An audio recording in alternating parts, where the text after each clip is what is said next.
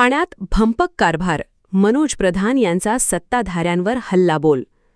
ठाण्यात विकास कामांच्या नावाखाली पर्यावरणाला डावलले जात असल्याचा आरोप राष्ट्रवादी काँग्रेस शरदचंद्र पवार पक्षाचे जिल्हाध्यक्ष मनोज प्रधान यांनी केला आहे. रिंग मेट्रोसाठी हजारो झाडे कापण्याचा प्रस्ताव महासभेत मंजूर होण्यापूर्वीच वृक्षतोड सुरू झाल्याचे त्यांनी म्हटले आहे. पत्रकारांशी बोलताना मनोज प्रधान म्हणाले, साधारणपणे एखादा विषय मंजूर झाल्यानंतरच त्यावर कार्यवाही होते, पण ठाण्यात उलटीच चित्र आहे. प्रस्ताव मंजूर होण्याआधीच झाडे कापली जात आहेत. एकूणच ठाण्यात भंपक कारभार सुरू आहे. मनोज प्रधान यांनी पूर्वीच्या घटनांचाही दाखला दिला.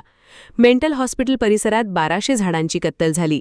त्यात 100 ते 150 वर्षे जुनी हेरिटेज झाडेही होती. त्यानंतर उन्नत रस्त्यासाठी 1800 झाडे कापली गेली.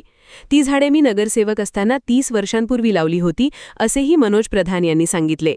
मी हा विषय आज नाही, पण जेव्हा प्रथम मेंटल हॉस्पिटलमध्ये 1200 झाडाची कत्तल झाली तेव्हा प्रामुख्याने हा मी विषय घेतला होता. 1200 झाडाची कत्तल, त्यात तेव्हाही मी सांगत होतो की 100-150 वर्षाची हेरिटेज झाडं पण कापली गेली. महानगरपालिकेने त्याकडे दुर्लक्ष केलं. मी पोलीस स्टेशनमध्ये गेलेलो, तिकडनंही काही झालं नाही. त्याच्यानंतर जेव्हा उन्नत रस्ता बनवायला घेतला तेव्हा 1800 झाडं त्यांनी कापायला घेतली. माझा अतिशय जीव त्यावेळेस जळला, कारण का ती जो उन्नत रस्त्यामध्ये जी सर्व्हिस रोडची झाडं कापायला घेतली, ती झाडं मी स्वतःच्या हाताने लावलेली. 30 वर्षापूर्वी मी नगरसेवक होतो जेव्हा तो सर्व्हिस रोड बनला होता, आणि ती मी माझ्या हाताने लावलेली झाडं होती. माझ्या डोळ्यासमोर ते कापत होते. अतिशय वाईट वाटत होतं. त्यानंतर दुनियाभरचे प्रकल्प या ठाणे शहरात आले. लोकांना ते डेव्हलपमेंट म्हणून वाटायला लागलं. आशर आला, ओबरॉय आला, अदानी आला. सगळीकडे झाडाची नासधूस सुरू झाली. आज एक सिंपल तळ्यावर पार्किंग करण्यासाठी तुम्ही झाडं कापली. आणि वर्स्ट म्हणजे जो प्रकल्प आपण ठाणेकरांनी कधी मागितलाच नाही, तो रिंग रेल्वेसाठी आता 3200-3400 झाडं तोडायला घेतली. ह्या महासभेत हा विषय घेतलेला आहे, पण महासभेत विषय यायच्या आधीच ही झाडं तोडलेली आहेत. त्यामुळे खूप नासधूस या ठिकाणी झालेली आहे. मी वारंवार त्यांना सांगतो की तुमचे नॉर्म्स नाही, तुम्ही वृक्ष प्राधिकरण समितीच बनवली नाही. इलेक्शन होऊन 6 महिने झाले तरी समिती बनवली नाही. म्हणजे तुमचं कंप्लीट दुर्लक्ष पर्यावरण आणि झाडाकडे आहे. याला विरोध आम्ही 100% या महासभेत करू, पण ह्या जाड्या कातडीच्या सरकारला जाग येईल असं मला वाटत नाही. सर, 150 हेरिटेज झाडं तोडणार असं म्हणतात, आणि विचारायला गेलं तर ते आपल्याला सांगतात की या झाडांच्या जागी आम्ही आणखीन 100 झाडं इथे लावतोय, तिथे लावतोय. त्यांना मागच्या वेळेसही मी विचारलं तर ते बोले आपण बघता नाही येणार आपल्याला, कारण काय ते डिफेन्सच्या जागी लावलंय. हा एकदम भंपक कारभार चालू आहे. खोटं आश्वासनं लोकांना देत आहेत. पर्यावरणाचा अजिबात विचार करत नाहीयेत. तुम्हाला सांगायचं तर ह्या मे महिन्यामध्ये AQI इंडेक्स ठाण्याचं 12 दिवस 200च्या वरती होतं. म्हणजे आपली वाताहत अशी होते की आपण दिल्लीप्रमाणे पोल्युशन मध्ये आपला नंबर लागणार आहे, एवढंच मी सांगू इच्छितो. निवडणुका होऊन 6 महिने झाले तरी वृक्ष प्राधिकरण समितीचे गठन झालेले नाही. त्यामुळे सत्ताधारी वर्गाचे पर्यावरणाकडे पूर्ण दुर्लक्ष आहे, अशी टीका त्यांनी केली. या वृक्षतोडीला आम्ही महासभेत 100% विरोध करू, पण या गेंड्याच्या कातडीच्या सरकारला जाग येईल असे वाटत नाही, असे मनोज प्रधान म्हणाले. दरम्यान मे महिन्यात ठाण्याचा AQI 200च्या वर गेला होता. जर अशीच वृक्षतोड सुरू राहिली तर ठाण्याचा क्रमांक दिल्लीसारख्या प्रदूषित शहरांमध्ये लागेल, असाही इशारा त्यांनी दिला. ठाण्यात खोटी आश्वासने दिली जात आहेत आणि पर्यावरणाचा अजिबात विचार केला जात नाही, असा आरोप करत मनोज प्रधान यांनी प्रशासनाच्या कार्यपद्धतीवर प्रश्नचिन्ह उपस्थित केले आहेत. ब्युरो रिपोर्ट, जनादेश. आपली माणसं, आपला देश. पाहत रहा जनादेश. वर्तकनगरमध्ये ठाणे महापालिकेची धडक कारवाई. पदपथावरील 21 अतिक्रमणे हटवली. ठाणे महापालिकेने शहरातील पदपथ फेरीवाला मुक्त करण्याच्या मोहिमेअंतर्गत वर्तकनगर परिसरात रात्री उशिरापर्यंत धडक कारवाई केली. महापौर शर्मिला पिंपळेकर आणि महापालिका आयुक्त सौरभ राव यांनी दिलेल्या निर्देशांनुसार सर्व सहाय्यक आयुक्तांना ही मोहीम राबवण्याचे आदेश दिले होते. त्यानुसार वर्तकनगर प्रभाग समितीच्या कार्यक्षेत्रातील प्रभाग क्रमांक 4 मध्ये गांधीनगर, वसंत विहार सर्कल ते काशीनाथ घाणेकर सर्कल ते निळकंठ रोड या परिसरात कारवाई करण्यात आली. या कारवाईत 4 हातगाड्या, 1 पानटपरी, 4 लाकडी टेबल आणि 12 लाकडी शेड असे एकूण 21 अनधिकृत अतिक्रमणे हटवण्यात आली. हातगाड्यांवरही कारवाई करून पदपथ नागरिकांच्या ये-जासाठी मोकळे करण्यात आले. अतिक्रमणामुळे नागरिकांना रस्त्यावरून चालावे लागत असल्याच्या तक्रारी होत्या. हा मुद्दा सर्वसाधारण सभेत लोकप्रतिनिधींनीही मांडला होता. अतिक्रमण उपायुक्त जितेंद्र निकम यांच्या मार्गदर्शनाखाली झालेल्या या कारवाईत उपआयुक्त मनीष जोशी, दिनेश तायडे, सहाय्यक आयुक्त गणेश चौधरी यांच्यासह 11 MSF जवान, 14 कामगार, 2 टेम्पो आणि 1 JCBचा वापर करण्यात आला. महापालिका प्रशासनाने सांगितले की पुन्हा अतिक्रमण होऊ नये यासाठी या परिसराची दैनंदिन पाहणी केली जाईल. शहरातील रस्ते आणि पदपथ फेरीवाला मुक्त ठेवण्यासाठी अतिक्रमण विरोधी मोहीम यापुढेही सातत्याने सुरू राहणार आहे. ब्युरो रिपोर्ट, जनादेश. आपली माणसं, आपला देश. पाहत रहा जनादेश. सर्व नागरिकांना आवाहन करण्यात येत आहे की सध्या डासांमार्फत पसरणाऱ्या डेंग्यू या आजाराचा प्रसार रोखण्यासाठी प्रत्येकाने पुढीलप्रमाणे कार्यवाही करावी. डेंग्यू आजार एडिस इजिप्ती हा डास चावल्याने होतो. या डासांची पैदास साचलेल्या किंवा साचवलेल्या स्वच्छ पाण्यामध्ये होते.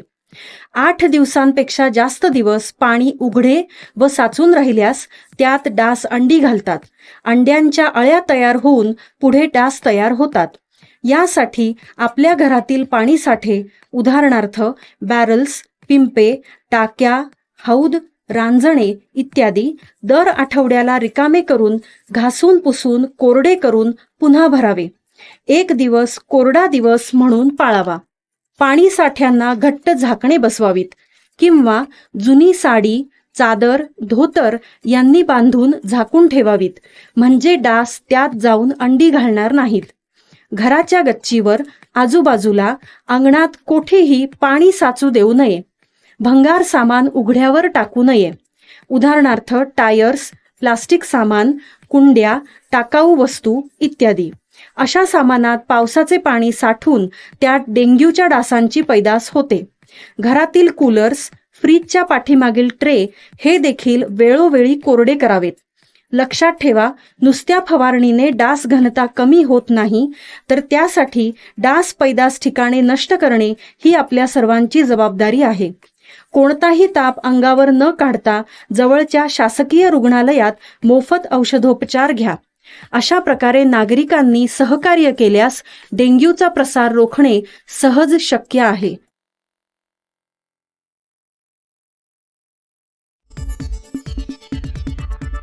आपली माणसं, आपला देश. पाहत रहा जनादेश. ठाणे पश्चिम सॅटिस स्कायवॉकची दुरावस्था, छताची पत्रे गायब. ठाणे पश्चिम रेल्वे स्थानकाबाहेर उभारलेल्या सॅटिस स्कायवॉकची सध्या मोठी दुरावस्था झाली आहे. त्यामुळे भर पावसात या मार्गाचा वापर करणाऱ्या प्रवाशांना मोठा फटका बसत आहे. स्कायवॉकच्या बहुतांश भागावरील छताची पत्रे निखळली आहेत.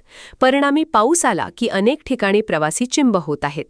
अनेकदा पावसाचा मारा सहन करीतच प्रवाशांना स्थानक गाठावे लागत आहे. स्कायवॉकवरील फरसबंदीही अनेक ठिकाणी निखळली आहे. काही ठिकाणी फरशी उखडल्याने तो भाग सखल झाला असून पावसाचे पाणी तुंबते. त्यामुळे हा भाग निसरडा झाला आहे. स्थानक गाठण्याच्या घाईत असणारे प्रवासी पाय घसरून पडण्याची भीती व्यक्त करत आहेत. ठाणे रेल्वे स्थानकातून पश्चिमेकडे बाहेर पडल्यानंतर प्रवासी सॅटिस मार्गे विविध ठिकाणी जात असतात. सॅटिसला जोडलेल्या स्कायवॉकचा एक मार्ग गावदेवी चौकाच्या दिशेने तर दुसरा मार्ग बस आगाराच्या दिशेने जातो. या दोन्ही मार्गांची सध्या दुरावस्था झाली आहे. छतावरील पत्रे गायब झाल्याने पावसाळ्यात प्रवाशांना छत्रीचा आधार घ्यावा लागत आहे. मात्र गर्दीच्या वेळी अरुंद मार्गावर छत्री घेऊन चालणेही शक्य होत नसल्याची तक्रार प्रवाशांनी केली आहे. सकाळ आणि सायंकाळच्या वेळी या स्कायवॉकवरून मोठ्या संख्येने प्रवासी ये-जा करतात. रेल्वेने येणारे प्रवासी, बससाठी धावणारे नागरिक आणि परिसरातील रहिवासी हा मार्ग नियमित वापरतात. पावसाळ्यात मात्र स्कायवॉकचा वापर करणे जिकिरीचे झाले आहे, असे प्रवाशांचे म्हणणे आहे. पावसाळ्यात प्रवाशांना सुरक्षित आणि सुकर मार्ग उपलब्ध करून देण्यासाठी स्कायवॉकची तातडीने दुरुस्ती करावी अशी मागणी प्रवाशांनी केली आहे. छताची संपूर्ण पाहणी करून निखळलेली पत्रे बसवणे, पाणी साठणाऱ्या ठिकाणी निचऱ्याची व्यवस्था करणे आणि उखडलेल्या फरशा तातडीने बदलणे आवश्यक असल्याचे मत प्रवाशांनी व्यक्त केले आहे. ब्युरो रिपोर्ट, जनादेश. आपली माणसं, आपला देश. पाहत रहा जनादेश. संत सावता माळी महाराजांच्या पुण्यतिथीला माळी समाजाचे अभिवादन. संत शिरोमणी सावता माळी महाराज यांच्या पुण्यतिथीनिमित्त ठाणे माळी समाज मंडळाच्या वतीने अभिवादन व स्मरण सोहळा मोठ्या भक्तिभावाने साजरा करण्यात आला. कांदामुळा भाजी अवघी विठाई माझी हा त्यांचा अभंग भक्ती आणि कर्माचा अनोखा संगम सांगतो. आपल्या मळ्यातील भाजीपाल्यातच त्यांनी पांडुरंग पाहिला आणि सामान्य माणसाला भक्तीचा सर्वात सोपा मार्ग दाखवला. आपले काम प्रामाणिकपणे करणे हीच खरी ईश्वर सेवा आहे हा संदेश त्यांनी संपूर्ण जगाला दिला. या महान संतांच्या शिकवणीला उजाळा देण्यासाठी ठाण्यातील माळी समाज एकत्र आला. या कार्यक्रमाला प्रमुख उपस्थिती म्हणून ठाणे महानगरपालिकेचे नगरसेवक संजय वाघोले, नगरसेविका प्राध्यापक पूनम माळी आणि माळी समाज मंडळाचे अध्यक्ष धर्मेंद्र वाघोले उपस्थित होते. यावेळी मोठ्या संख्येने समाज बांधवांनी देखील हजेरी लावली. संत सावता महाराजांच्या प्रतिमेला पुष्पहार अर्पण करून सर्व उपस्थितांनी अभिवादन केले. यानंतर त्यांच्या जीवनचरित्रावर आणि कार्यावर प्रकाश टाकण्यात आला. वक्त्यांनी सांगितले की संत सावता महाराजांनी शेती आणि मळ्याच्या कामालाच अध्यात्माचे रूप दिले. कोणताही भेद न ठेवता सर्वांसाठी भक्तीचे दार खुले केले. नगरसेवक संजय वाघुले यांनी यावेळी बोलताना सांगितले, संत सावता महाराजांचे विचार आजही तितकेच प्रासंगिक आहेत. स्वच्छता, श्रमप्रतिष्ठा आणि प्रामाणिकपणा हे त्यांचे मूलमंत्र आपण अंगीकारले पाहिजेत. नगरसेविका प्राध्यापक पूनम माळी यांनी महिला सक्षमीकरण आणि शिक्षणाच्या माध्यमातून समाज प्रगतीच्या दिशेने नेण्यावर भर दिला. माळी समाज मंडळाचे अध्यक्ष धर्मेंद्र वाघोले यांनी सांगितले, संत सावता महाराजांनी दाखवलेला मार्ग म्हणजे कष्ट आणि भक्तीचा मार्ग आहे. समाजातील तरुणांनी त्यांचा आदर्श घेऊन शिक्षण आणि व्यवसायात प्रगती करावी. मंडळाच्या माध्यमातून आम्ही समाजातील गरजू विद्यार्थ्यांना मदत आणि मार्गदर्शन करण्याचे काम करत आहोत. कार्यक्रमाच्या शेवटी सर्वांनी एकत्रितपणे विठ्ठल नामाचा गजर करत संतांच्या विचारांचा प्रसार करण्याचा संकल्प केला. संत सावता महाराजांनी दिलेल्या कर्मयोगच्या संदेशामुळे आजही माळी समाज प्रामाणिक श्रम आणि सेवा यांनाच सर्वोच्च मान देतो, असे यावेळी उपस्थित मान्यवरांनी सांगितले. ब्युरो रिपोर्ट, जनादेश.